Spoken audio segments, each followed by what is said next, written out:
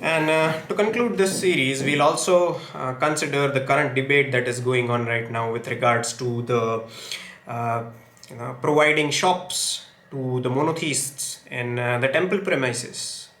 Okay, and the Supreme Court has come out in the open and given their verdict that nobody should be banned or nobody should be prohibited in setting up shops inside the temple premises. Now, let me remind you, the shops that belong in the temple premises stand on the land that belongs to the temple. Okay, now, as we know, majority of these temples are under the control of the state.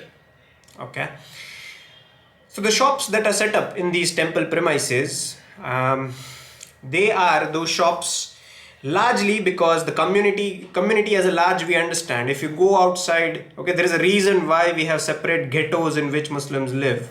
There is a reason why people don't give out their flats and homes to Muslim people. Largely, there are certain podcasts on YouTube right now where two real estate tycoons are talking about this, and they themselves are Muslims, so they know. Even Bollywood celebrities, I think Saif Ali Khan has come out in the open and talked about this. Okay, so it's not as if I'm making this all up. Community at large is aware about what is going on. It is only the Supreme Court and the government that is hell-bent on convincing us that there exists a Ganga Jamni Tehzeeb and there exists a spirit of secularism and whatnot. Okay.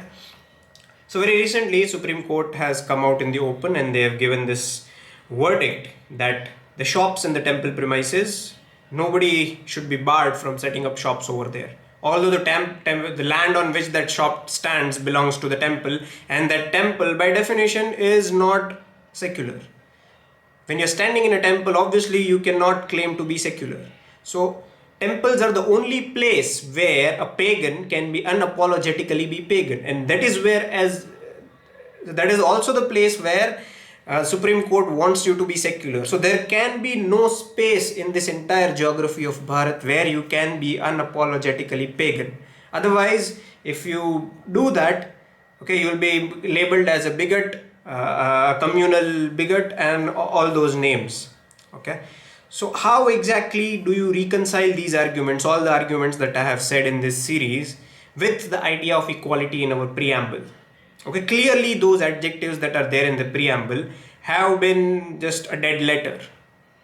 We use it for our own convenience whenever it is convenience to please a vote bank, and the politicians use it, and that is where it is. Okay.